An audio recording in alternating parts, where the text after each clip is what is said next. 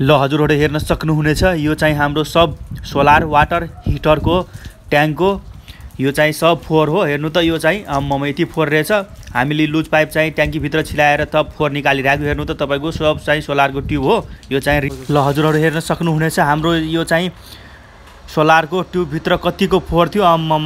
हेर्न सक्नुहुनेछ हामीले अब चाहिँ यो चाहिँ वाटर हिटर सोलर चाहिँ अब सर्भिसिङ गर्न लागेको। हेर्नु त ल टक्क अब यो तपाईको ल हजुरहरु हेर्न सक्नुहुनेछ यो चाहिँ हाम्रो सोलर वाटर हिटरको हट वाटर चाहिँ स्टोरेज ट्याङ्की हो। हेर्नु त हामीले चाहिँ लुज पाइप हालेर हजुरको पुरै चाहिँ फोहोर निकालिरहेको।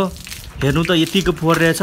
अनि त्यही भएर उहाँले चाहिँ हाम्रो सरले चाहिँ फोन गरेर भन्नुभयो भाइ मेरो त चाहिँ दिनभरि घाम लागिरहेछ तर पानी चाहिँ तातो आइरहेको छैन, चिसो पानी आइरहेछ तर तातो पानी आइरहेको छैन, के हो कारण भनेर।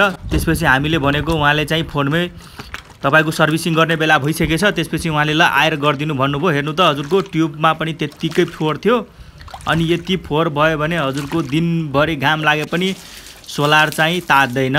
त्यही भएर हजुरहरूले टाइममा सर्भिसिङ गर्नु। टाइममा हजुरको सर्भिसिङ भयो भने फाइदा छ। हजुरको ट्युबको आयु पनि बढ्ने भयो, घामले पनि हजुरको रनकै पानी तात्ने भयो, वाटर ट्याङ्कको पनि हजुरको आयु बढ्यो, ट्याङ्की पनि हजुरको फुट्नबाट जोगियो।